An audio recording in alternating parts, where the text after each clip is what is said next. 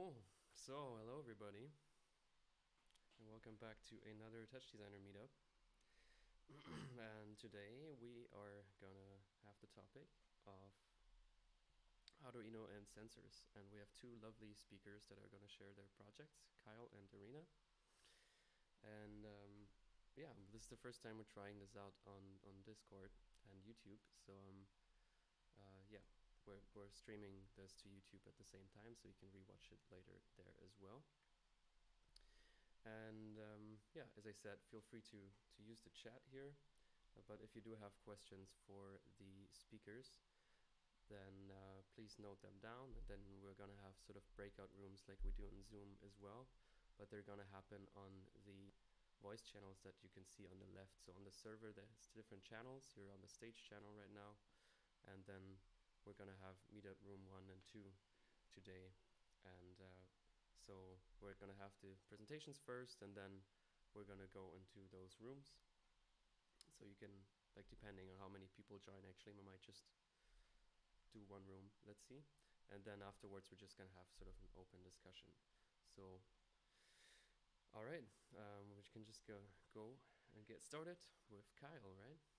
So my name is Bileam, by the way. I'm from Berlin. I'll be your host for today. Cool. And just give me one quick moment. No stress. And we're good. Okay. So, hi everyone. I'm Kyle. I'm from Toronto, Canada. But I am, I guess, yeah, currently traveling. So I'm in Groningen, Netherlands. So, if you're around after this and want to hang out, I'm down. So just so everyone is also aware, I only have one screen. I don't have my usual setup. So if there's a bit of fumbling, just be patient. Cool. So I'm going to start right now. And actually, also on that note, uh, because I only have one screen, I won't be able to monitor the chat because I'll be in my presentation. No So worries if you about do have that. any questions as I'm going on, just yell at me, okay? And I'll We're come just out gonna and do take a look. questions afterwards, so you don't have to be disturbed. We're just gonna do your presentation, and then we'll do that. Perfect. Okay, I just know sometimes. Yeah, great. All right. Awesome. Um,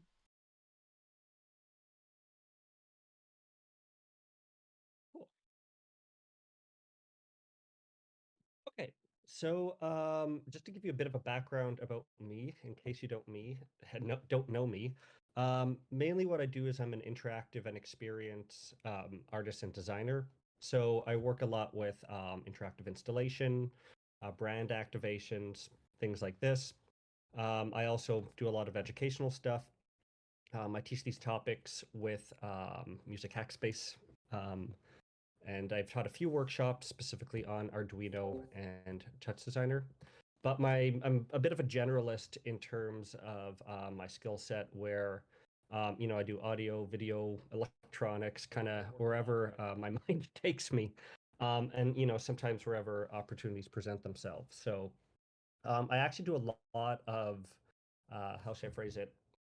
Working with a variety of tools, and I kind of enjoy figuring out which are the best for which circumstances, or sometimes, depending on the project, depending on the budget. And why I also like kind of this approach is I find it always kind of keeps me on my toes and challenge. So obviously today I'm going to be focusing on Arduino sensors and Touch Designer. And some of this, if you have taken my workshops here, there's two main ones with TouchDesigner, and there's probably going to be some more. Actually, I have some, yeah. So I think that will be exciting. But the tidbits of information about my switches and sensors and Arduino and TouchDesigner stuff, and interaction with Arduino and TouchDesigner. So both these courses have some things in here, but I'm going to be focusing a bit more on my projects and kind of looking at the overall workflow, but also hoping to clarify a couple things. So usually, we're at a Touch Designer meetup, so I think we know what Touch Designer is, hopefully. Or if you don't, you should get into it. It's really cool. But I think we all know it's kind of a node-based programming environment. And why I think this is important, especially as I find when I have a lot of clients or students that ask me things, is when do I they sometimes come with a tool, come with a project, and think one tool can do something when it might not be as suited. So sometimes people have expectations of Arduino that aren't there, or even the workflow. So I just want to make sure we have some definitions, just so we're all on the same page. So Arduino um, is a programmable microcontroller, which means it's kind of like a little board that we can receive data through buttons or sensors, usually analog or digital, if that means anything to you. Or we can also control things, like through sending out, current. So an example would be this: if you want to have something where a motor or actuator moves, right? Something like this. It's also a software kind of IDE. And this is where I found, as I started to make this presentation, um, although Arduino is again what I use a lot of, there's other microcontrollers and other ways of getting data into things like TouchDesigner. And I'm going to actually talk about some of these things as well. I hope it's useful information. But kind of the important thing to know about this is all the concepts you learn with Arduino, if you're just entering it, feed directly into these boards. It's very similar. And in every case, I've been using the Arduino environment.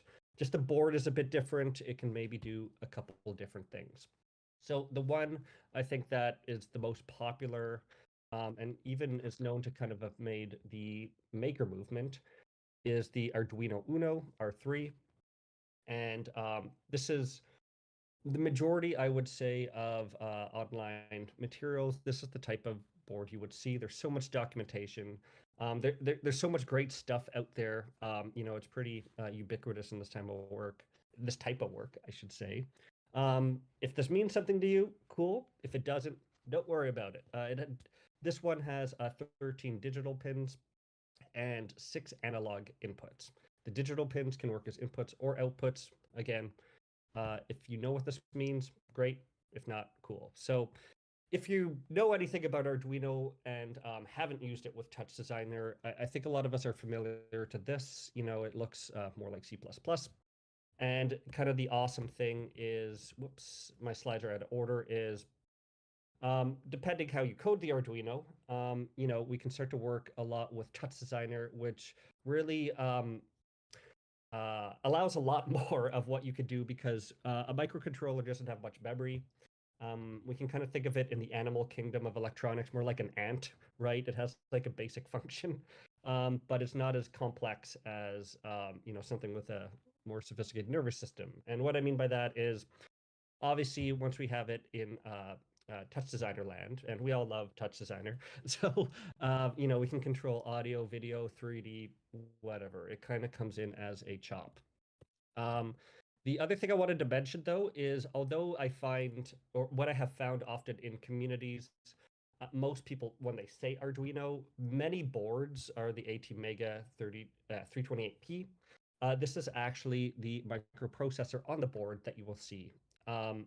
So there's a lot of clones out there that also would work with some of the TouchDesigner stuff I'm talking about, right? And some other kind of popular ones are the AT Tiny 85, which, usually means less pins, and a bit less memory. But if you're just trying to get data into TouchDesigner, it can be, a bit cheaper, a bit more embedded if you want to get into electronics. And another popular one is the ATmega 32U4. And I'm going to get a bit less technical. I promise you. I just want to make these distinctions because the Arduino R4 is coming out as of May. So next month, at the time of this recording, and that is actually even switching the architecture to an ARM Cortex M4. So I'm sure that all the concepts in TouchDesigner would be the same. It's just maybe how some of the code is compiled on the Arduino. So hope that's useful. And why I also want to bring this out is depending on the type of project you want. And I'm just going to be very quick about ones that don't use TouchDesigner, just to show you kind of the power of just the Arduino itself. So I consider these more standalone, right? And I'm going to do very quick videos because the focus is on touch here. But again, I do get asked these questions actually pretty frequently. So Toronto Light Festival, we had these kind of addressable LED rings. You would walk through, there'd be different sensors that would track where people would go, and then the rings would do different animations. So something like this, especially when you're leaving in the minus 30 degrees Celsius of Canadian winter. There's me working on it in minus 20 degrees. It was very cold. Now, I have a laptop there, but it didn't run off a laptop. That was just kind of, uploading code. But why bring this up is, in terms of the Arduino and when we can use it for maybe something like that, you may not want to leave a computer out in that kind of climate. And the other thing I want to kind of bring up is, and again, you could bring this type of data into TouchDesigner, is this actually used a slightly different board just because of the way the communication to 4,000 LEDs, which, this could do.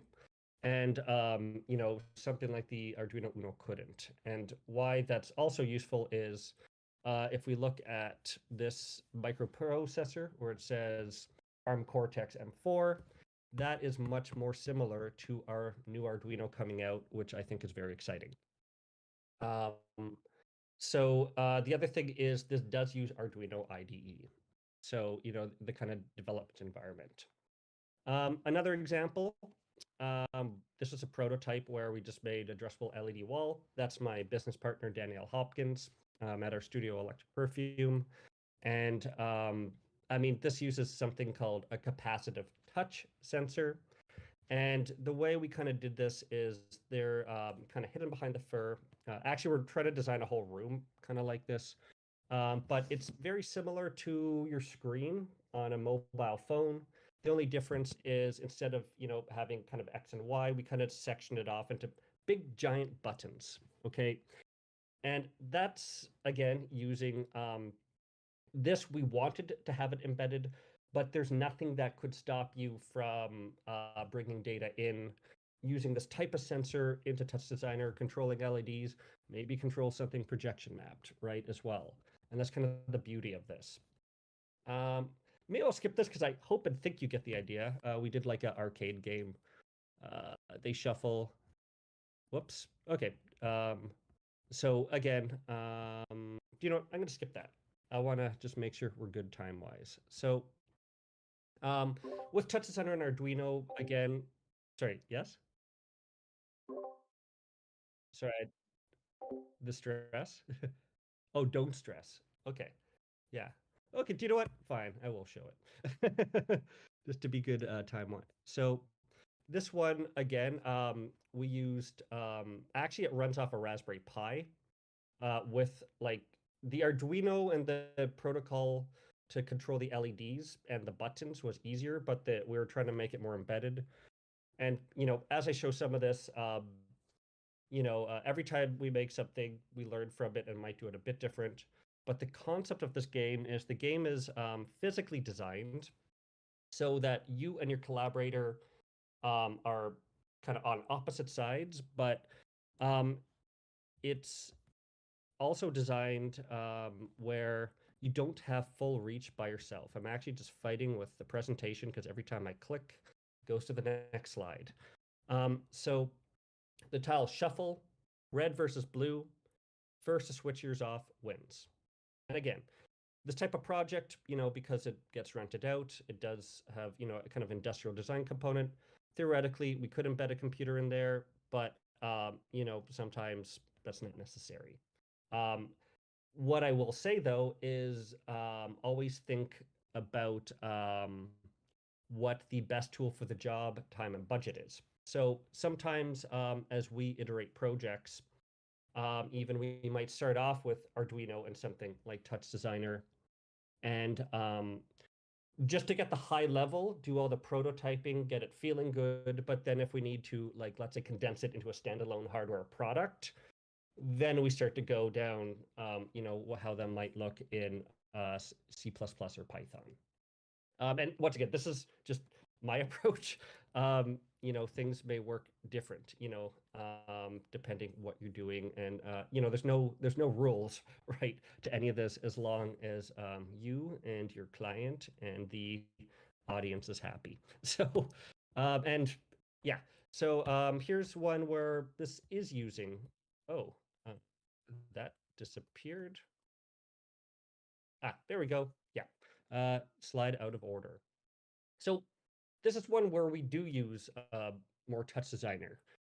With something like an Arduino, and like I said, use a similar board, but we're using a serial, but it's not quite an Arduino. It just has some fancy stuff. So um, this was designed with the Art Gallery of Hamilton in Ontario, Canada. And we actually designed it with children, where children wrote their human rights as they perceived it as children. So what we did is we CNC'd some kind of giant copper buttons. And in the center, we have a wheel, which has something called an encoder inside, and it's bi-directional, which is cool. And so the children could navigate through the different scenes. Let's see if I can pull up the video here. Whoops. By spinning this wheel, which we can see has some, little particles and projection mapping on it. So there were 16 scenes total, and each one had these 4 buttons, which would trigger different animations and audio states, depending on the scene and the right. Get a little twirl there. There we go. That was the clip I was looking for when they changed scenes. Turning it right goes, forward, kind of in the different scenes. Turning it left would go, and we kind of made a cycle. So a lot of fun, and I think what's very magical about this is the tactility, right? You can kind of feel the wood, you can feel the copper, and mixing it with some of this kind of overall design and projection mapping. Um, Again, it's very different than the typical mouse keyboard or and a lot of these things. I work with a variety of sensors, so there's love for all of them. Sometimes if you use something like a Connect, which I've used a lot, there's no haptic feedback, right? I call it phantom matter, kind of where you may do a gesture and have an expectation of feedback, but obviously it's not there if it's physical. And that's where I think you can use kind of physical computing and your own custom electronics to kind of do these things. And yeah, just because my slides got mucked up, it's cool. It happens. I'm gonna this actually used something called a bare conductive touch board, which actually is from London. And it's pretty much an Arduino, but has little things where it's very easy to hook up what are called capacitive sensors, which are those giant touch. Yeah, so anything conductive like metal, you touch it, and it essentially works like a switch. So another example, again, I don't know how my slides this happened, but it happened. This is for Tiff Bell Lightbox. They had a Halloween party. And they had a superheroes versus villains kind of theme, and pretty much what they kind of commissioned is you pick your attack kind of in a rock, paper, scissors, very simple. You go up, you do your little pose, and then your attack kind of plays out. So this is something that would use a Connect to kind of do background subtraction, so we're not using like chroma keying in real time. But where the Arduino kind of comes in is these, the button interfaces to make your attack. So, the other thing is if we look at the complexity of what do you want to do in terms of what the Arduino is actually doing, whether it should be standalone, whether that hard work is there, and what's in TouchDesigner, and what do you want to focus on the experience in terms of video and effects, and like these various states. There's a lot of room for kind of flexibility there. Whoopsie doodle. Okay, so another one, and I might actually, so what does this kind of look like, I think, on a TouchDesigner side as, just raw data? Like, what are we kind of looking at in terms of the TouchDesigner environment? So if you do check out some of my courses, this is actually just a very simple example, but it's just to kind of give you an idea of, something very minimal and kind of what we're dealing with. And, in the lectures that I do, I talk a lot more, we get into more complicated stuff and all that kind of variety of different sensors. But all this requires is a photocell, which means it detects light. I think this costs 70 cents. Okay. A 10 kilo ohm resistor, which is, I think, I don't know, like 5 cents. Okay. So, with very little, even in terms of the circuit, what we could do is we could read how much ambient light is in a room. So here I'm going to jump out and just show you what this kind of looks like in TD world.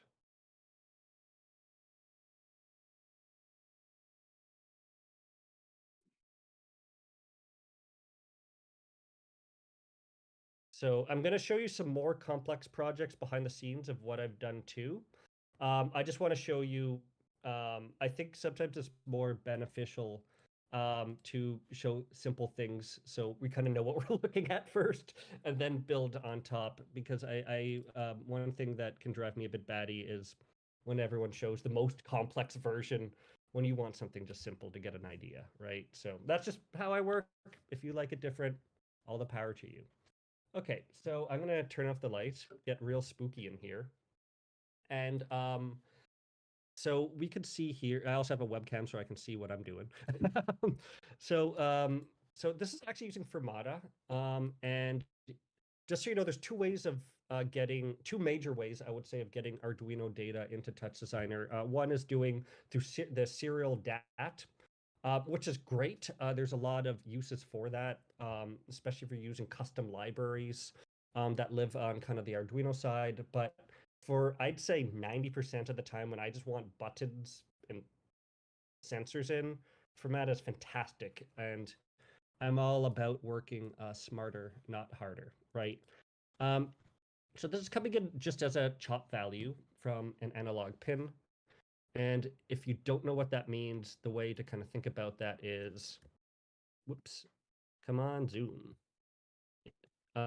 is this sensor is reading the light and is going in here, right there, that yellow wire.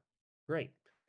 So now I have a trail chop here, and we can see that in my current lighting scenario, I have, a bit of noise, because the one thing I think about analog sensors that people don't always realize is you always want to have as much control over your environment as possible, because analog can drift. So in this case, because I'm reading light, I need to control the light, and I'm in a hotel room. So it's a bit noisy, and simply with a math chop, this would be set to whatever it was before. But in TouchDesigner land, I can just see here, maybe I'm getting a noise about 0.2. So I'm just going to adjust my range. Maybe even do it a bit like 2.1. Whoops. 2.2.1. There we go. So already this kind of very quick visual feedback way of dealing with sensors, I find makes it a lot nicer to work with, versus just Arduino, because we can kind of visualize it. Do you know what? I think my light is changing 0.3. I'm just going to try to stabilize that. Yeah, and there's quicker ways of calibrating. I'm just, again, trying to keep this more simple as a point. I should have put like a clip on it. It's okay. So we can see here that I've mapped this to a light. Okay. You know what? I say this, and I'm going to backtrack. Ah, I would. So if we look at kind of my little donut here, it's gray, very simple. This is a light sensor. I've mapped it to, a light comp here. Okay, just the dimmer, very simple. Put on my flashlight on my phone, right? And we can now see that there's, you know, um, a relationship between something physical, right, and some hardware, and are kind of digital. Oh, oh yeah, sorry about that. I thought that maybe I was still visible on Discord there. Okay, cool. Flashlight, go. Awesome. Yeah, yeah. If there are things like that, let me know. Make me look creepy. Okay, so now that we got this moody vibe, if I start to put my camera over the sensor, let's also see if I can do a juggling act. Okay, so, it kind of looks like this. If I wasn't in a hotel room, this would be on a webcam. I simply can fade in, right? And we can see that this is lit to the torus. And again, very, very, very simple, okay? This could be a 3D object you import. This could be anything. This could be a totally different sensor. But the kind of beauty of this is, again, you can very quickly prototype and get things going. Another thing I wanted to maybe mention is, if I bypass my lag, you can see that the data might be more noisy, right? So even things that I love about TouchDesigner is smoothing.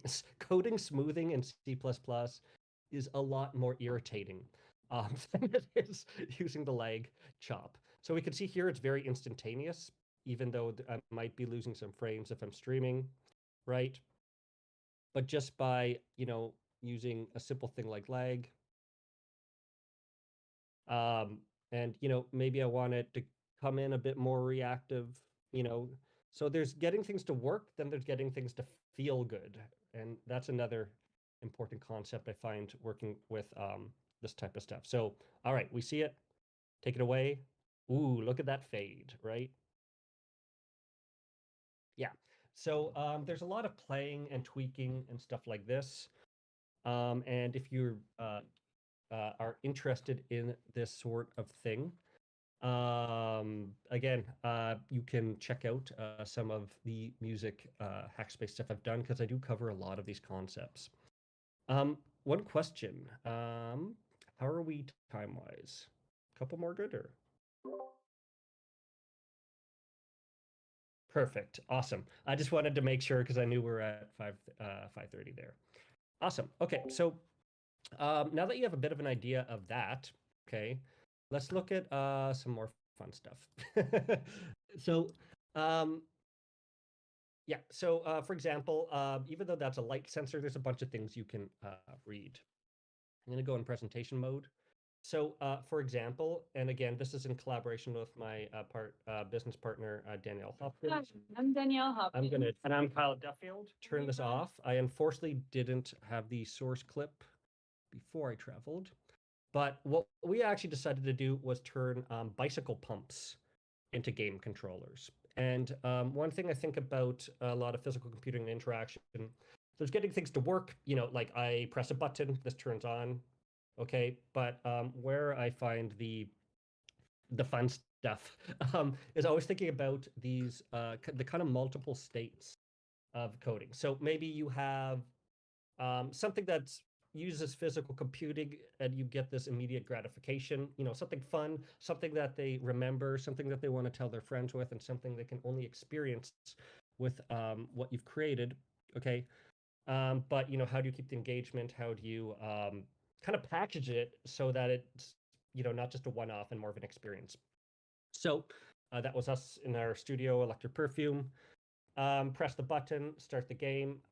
This actual version we did on a Raspberry Pi, but we've actually converted it since to TouchDesigner just because the graphic possibilities are, we have a lot more options. And why I'm saying that is I'm going to give you a peek of how some of this looks now. Because, and once again, originally we were just trying to get it as condensed. Our goal was to make something that was interactive and physical that could also be fit in a suitcase. So kind of because we have done big, massive, immersive environments that take like 12 hours to set up, right? And sometimes it's nice to just just put in a suitcase, hop on a plane to another city, and it just does its thing, right? So, and it actually still does that with TouchDesigner. We're also, yeah. So now, I mean, we got cooler graphics. And note that one thing that is a bit awkward about showing some of this is that the Arduino is not hooked up. Actually, I'm just going to unplug it because this would be expecting to see the Arduino and the pumps coming in as data, right? But obviously, or unfortunately, I'm not here right now with my Arduino and pumps, even though I do have a series of kind of switches that we can see to enable between like debugging logic, or I'm just using constants and expected values versus the real-time data coming in.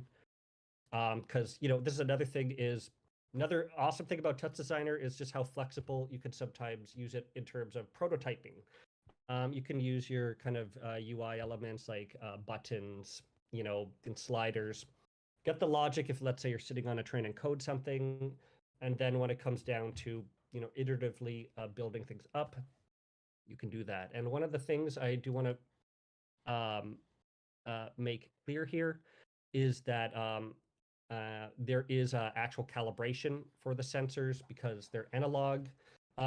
One challenge is when you have 4 analog sensors, they can just be different from a manufacturing standpoint, right? Or sense things differently. And when you're trying to get an experience consistent for people, especially if they try the other ones, right? You want to keep things like this. So having a very quick graphical user interface screen where you can calibrate is awesome. And TouchDesigner makes that great. The other thing is because sometimes we have to, if you have something that's open to the public, so the last event where this was shown, there's about 1,000 people, and they're short gameplays. I think maybe 5 to 10 seconds per gameplay, but times 4 people. So that's 40 there, and then times that by a minute. I think I calculated we had over 6 hours, about between 500 and 800 plays, which is very good when you have 1,000 people, right? It's not like we're designing experiences that they actually keep coming back, which is usually a good sign that they're not bored and they're having fun. But with at least my philosophy or my approach to a lot of this work is we're designing shorter experiences with kind of fun replay value because it's a social situation versus designing a like a RPG or something. So in terms of this, how this would work, I just kind of bypassed the pumps. If I were, let's say, red and I pumped up. Now, people don't realize a pump, we have it so that it has some resistance. So you keep pumping, pumping, pumping, and it rises. I'm doing the constant version.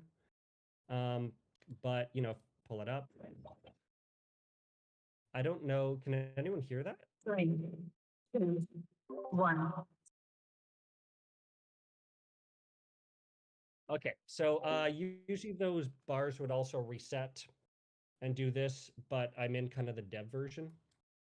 Okay, so again, pretty easy. Actually, Bileam, I think I used your, you had one on colliders using, I think, Luma values, and I actually used that for to determine the win state of, so yeah, thank you.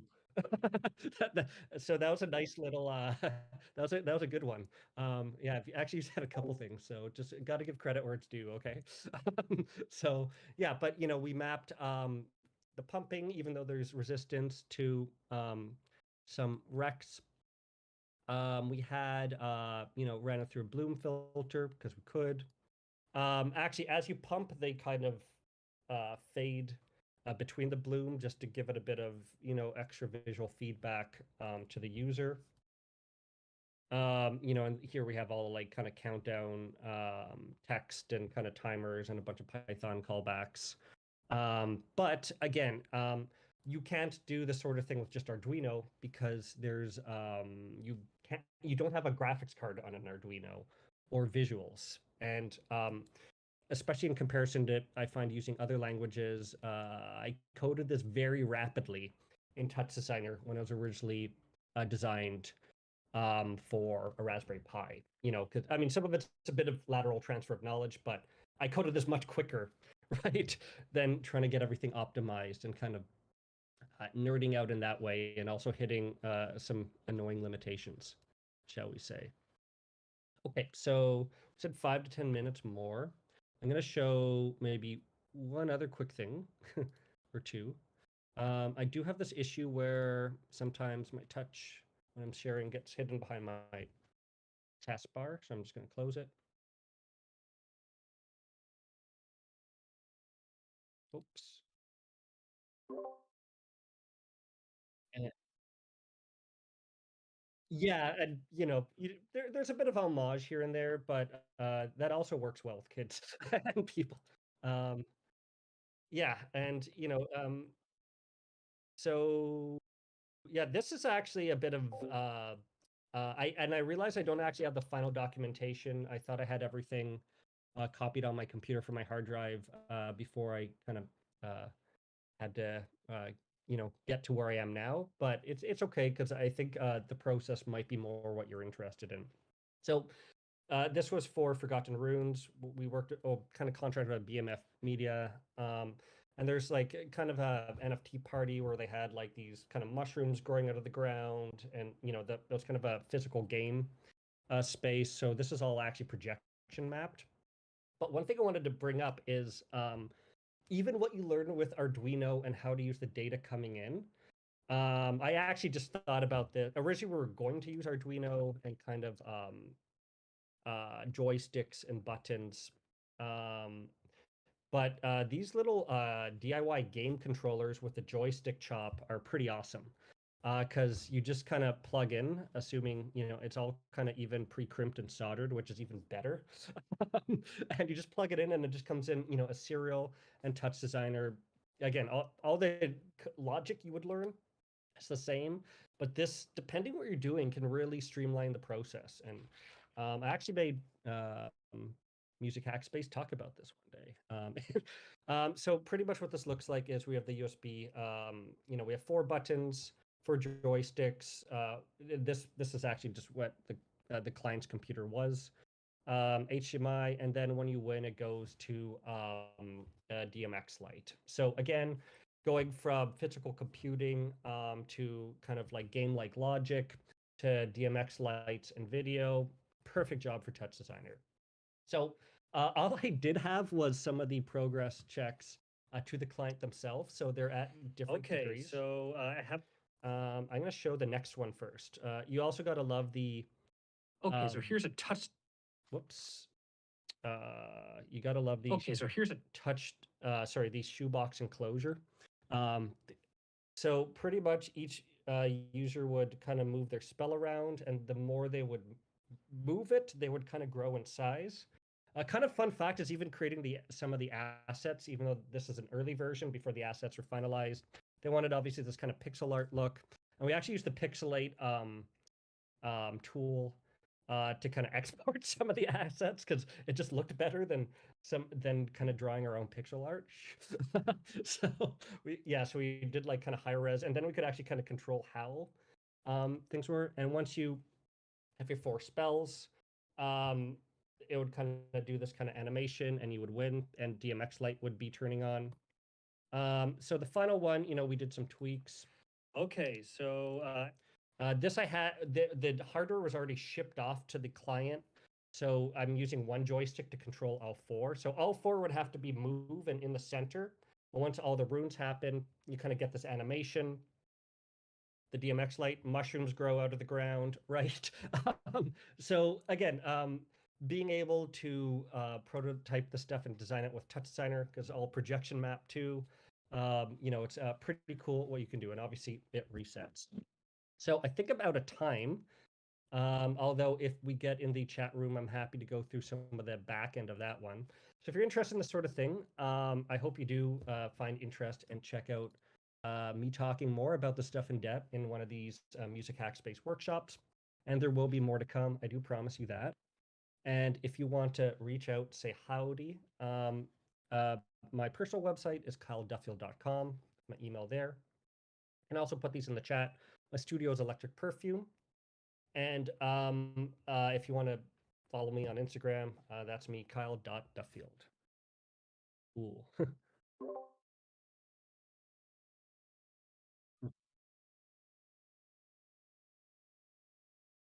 Oh,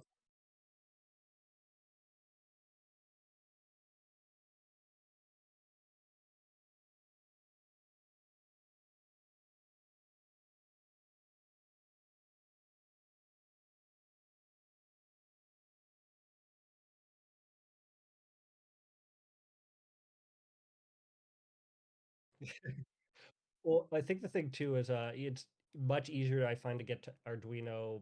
I don't have a ton of Unreal experience, but I just found getting Arduino into Touch and then going to Light, like the kind of immersive stuff, just much easier, right? Than if you just want to hook up, the standard kind of controller. So, yeah, again, Touch is awesome for that. And I think the other thing, I hope you could all see, I really like to encourage play in social scenarios. I think, there's a reason why, we want to get out and how we meet people. So that's always been very important in how, yeah, I design and the things I think of, like what will make people have fun. So,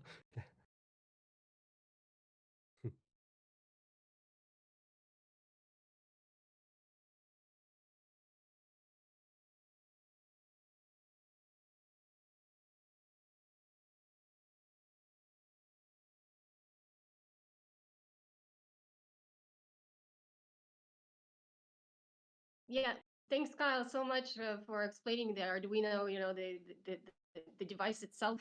So great. And yeah, and I also want to say, salute everyone for being here on Saturday, the real enthusiasts and stuff. And okay, so I don't have a camera on my computer. My computer is not very powerful, so that's why you cannot see me. So, but I will show you some things on my screen. Hold on a second. So first of all, let me see. First of all, I'll just show you a recent project I did. It's a short video, so you have an idea. Yep, I'm doing that. Okay. So and this should have audio now. Did I need to click something to have the audio? Can you hear it?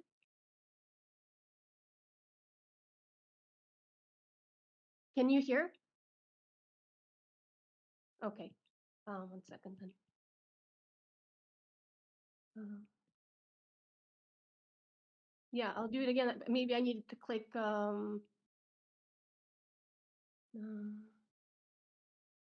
So if I do this, okay, and then maybe somewhere I need to click share video, share audio. No. Okay. I'll try one more time. Application.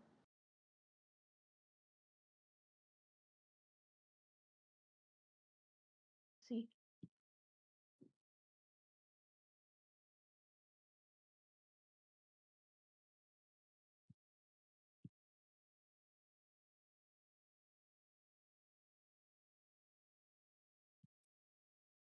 No? Okay, I'll just scroll through this. So there were two types of sensors in this experience. One was a microphone, so and the other was the type of Arduino type microsensor called ESP32. And the visuals were changing depending on participants' actions. So the sensors were placed in the middle of the room. And the participants were changing the experience around them by interacting with the sensors. And you will see a lot of Bileam's, material from Bileam's tutorials here too. So, yes, there you can see basically them interacting a bit. Okay.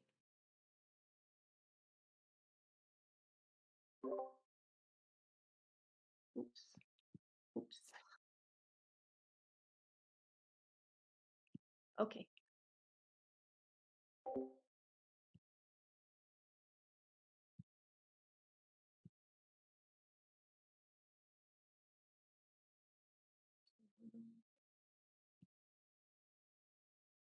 Okay. Now I'm going to turn off the Okay, can you hear me now? Everything is good? We're good to go? Yep, okay. So were you able to see the video without the sound? Okay, all right. So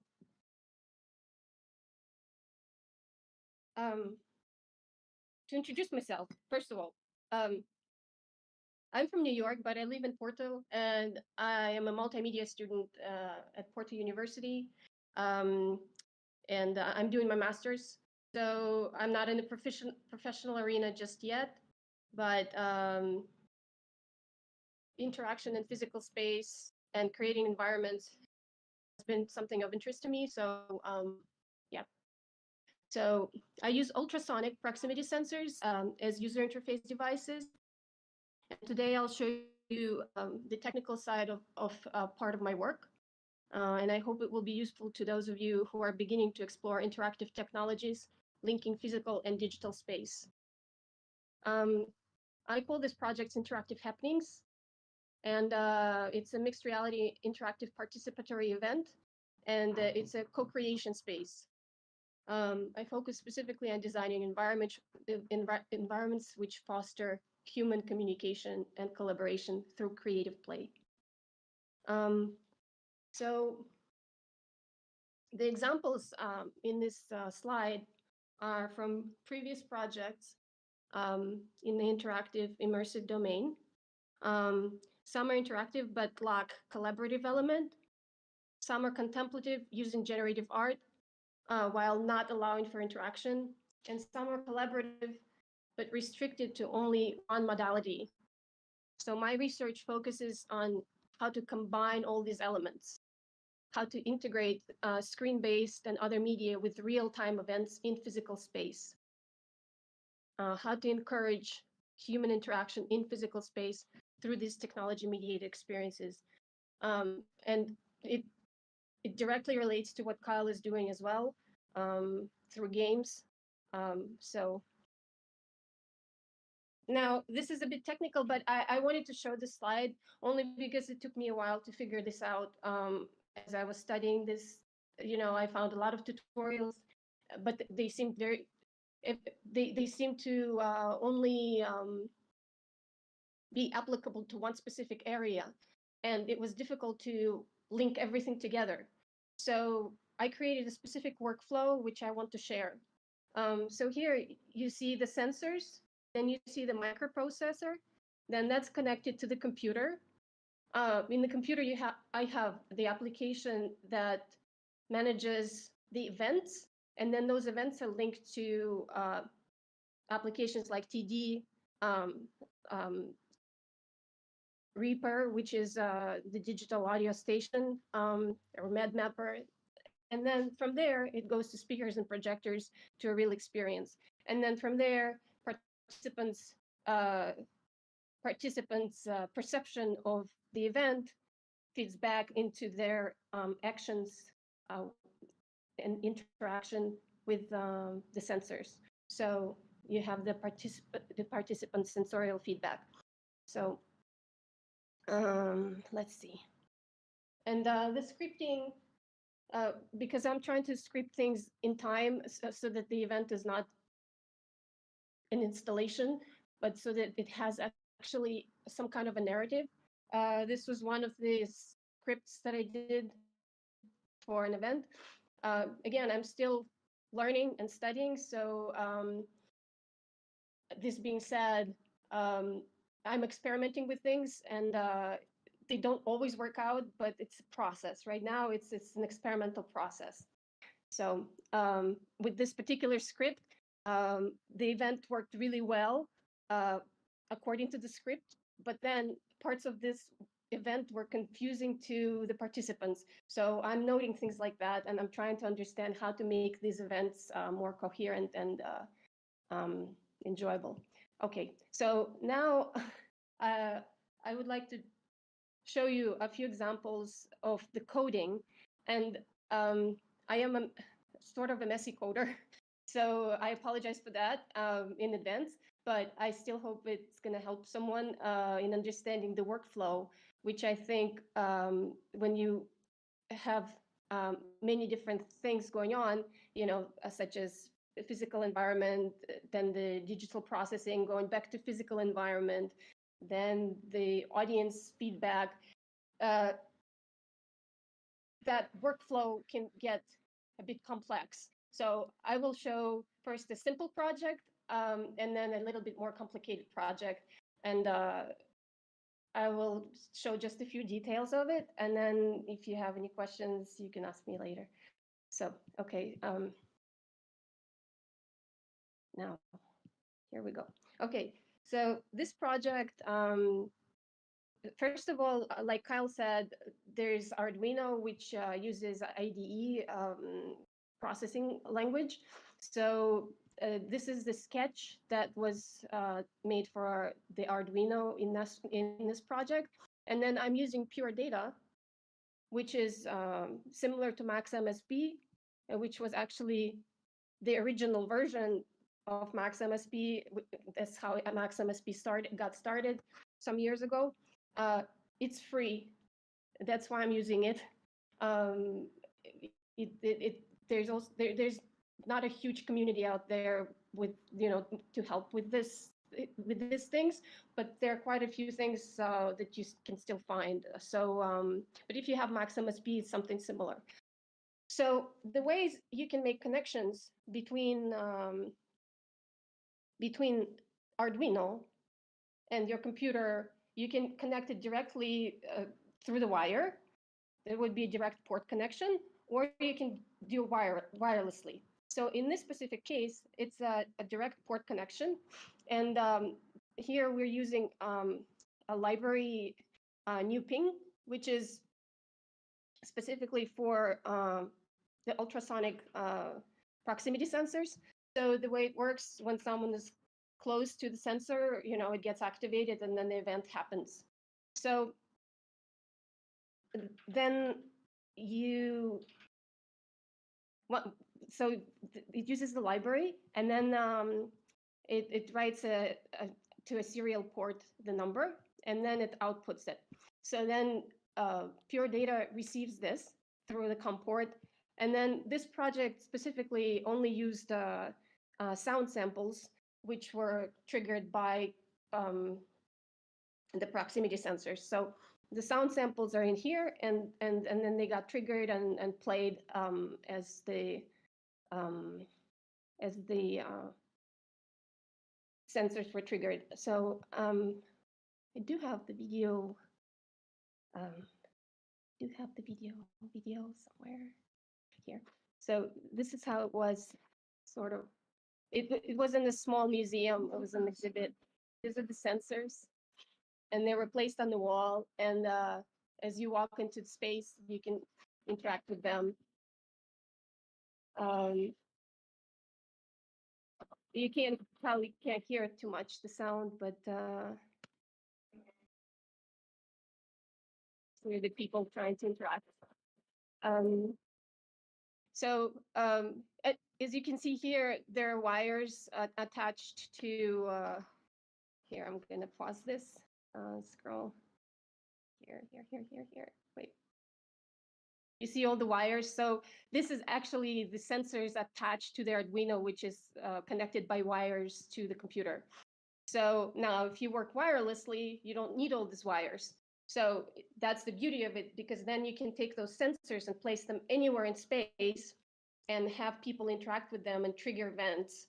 But it gets a bit more complicated when you need to use them wirelessly. So now, this project was for wired Arduino. Now I'm going to show something that was for wireless. And it also had TouchDesigner part, because I know we're TouchDesigner Meetup, and also I know that there are probably people who are interested in sound out there as well.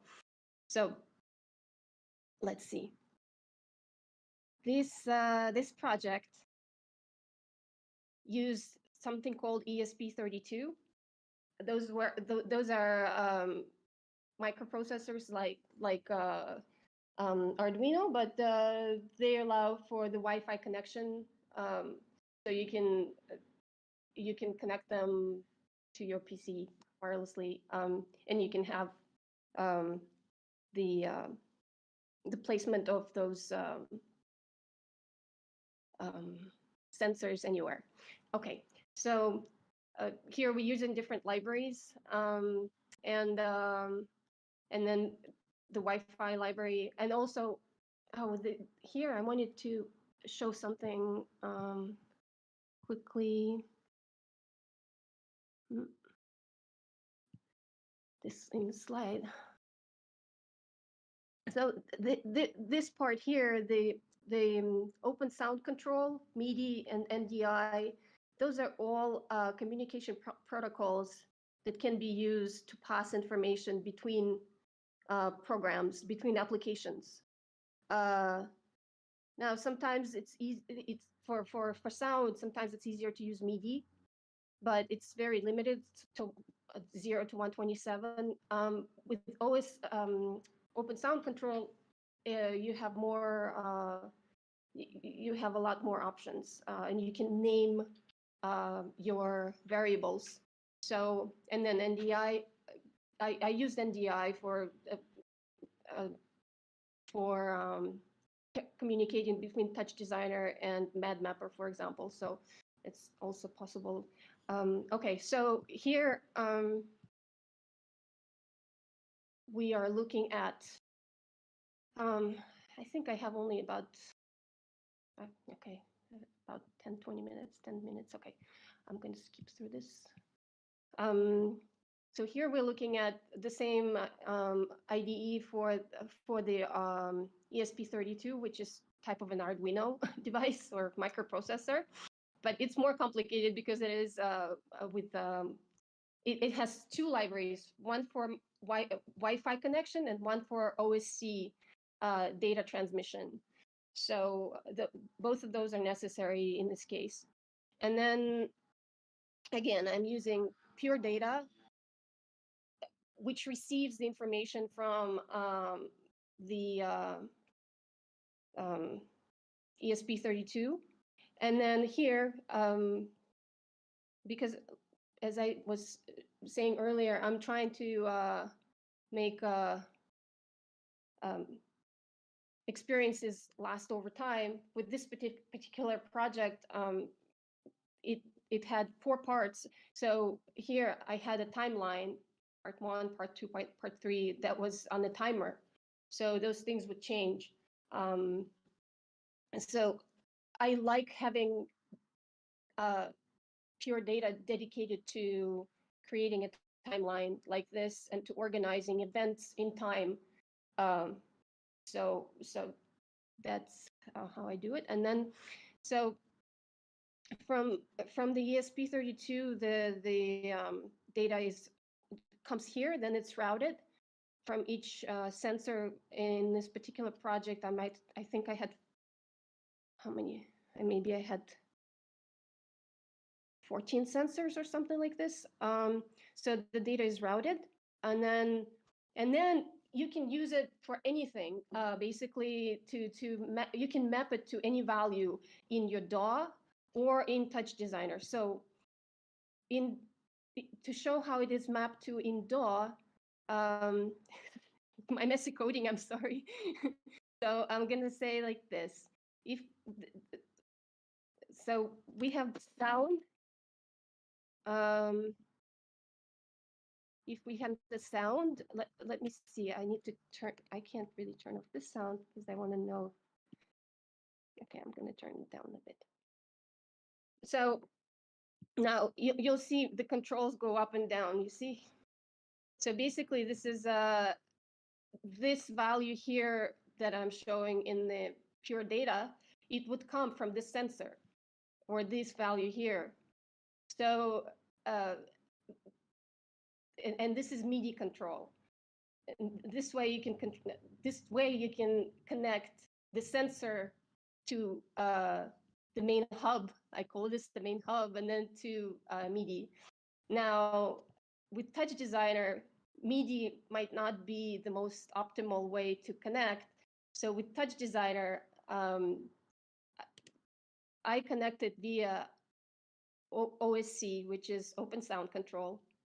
So to show this part, here's my TouchDesigner, and my computer is not very powerful, so it's going to be very slow at 3 FPS. Okay, so in here, for example, I'm going to make this a bit. You can see, like, for example, there are parts, part 1, part 2, part 3. So when the parts change, this was projected on the wall, obviously. This was a projector, so these events are triggered by the sensor. Then the sensor sends the trigger to pure data, and then pure data sends OSC signal to TouchDesigner. So this was 1, and now this is 2, and then this was part 3. So, and then in part 2, with the geometries, people were able to use the sensors to change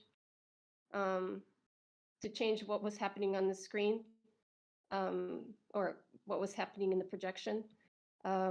So in a way, it's difficult to explain this event. It's also difficult to even videotape this event because it happens in real time, and it's as people interact with the sensors, they're changing the environment. So for example, the animation starts playing, or the geometries change, the sound changes. So, and all of that is done in real time by people interacting with the sensors. Let's see, what else can I show? You know, there were a couple of, it's very slow, obviously, because my computer is, oh, I'm going to make this smaller. This is the OSC input in TouchDesigner. Smaller, yeah, okay.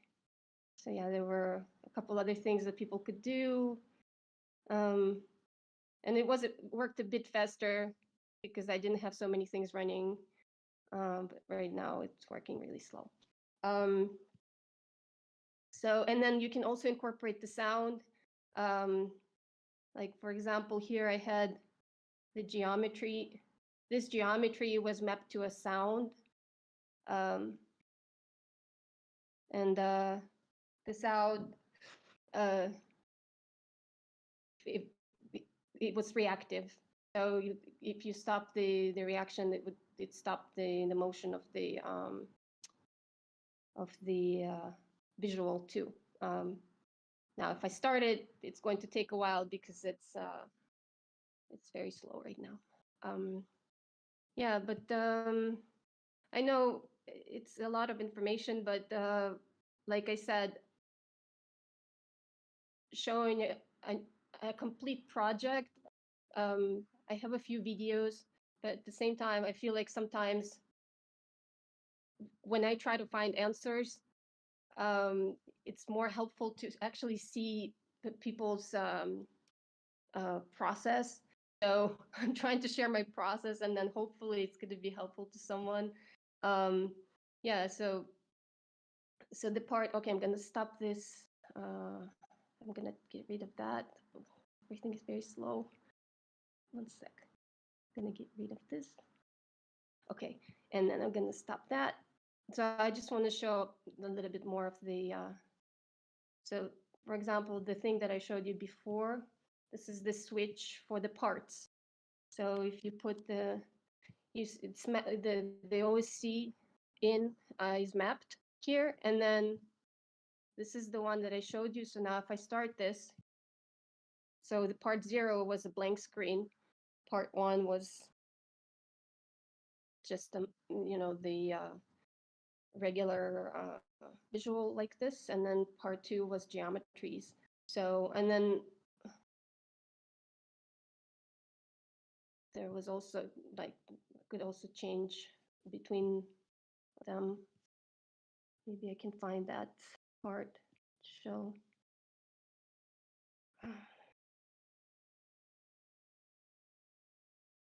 very slow.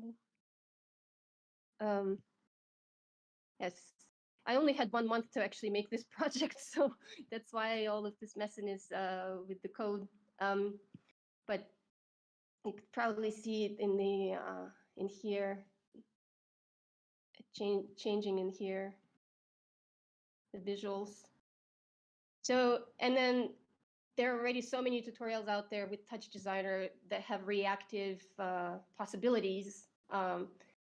Basically, you can map any parameter and then have that being controlled by a physical sensor from somewhere in the room. It opens up a whole lot of possibilities. It's very exciting, and also it's very overwhelming. So what I'm trying to focus on with my projects or my research is basically I'm trying to see how to script events like this that could last over time. An event that could be 15 minutes long, where people could interact with the visuals, with the sound, and at the same time, that such an event can create a narrative of some sort. So that's my presentation, and it's very strange because I hear nothing, absolutely nothing back. So, but I hope that someone is out there. I have faith that someone. So I'm going to stop sharing my screen now. And yeah, I really appreciate your patience. And again, I think you all are great for being here on Saturday. Yay. Okay.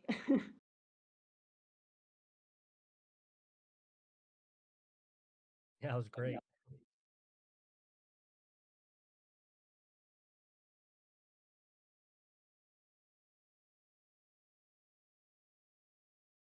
Okay.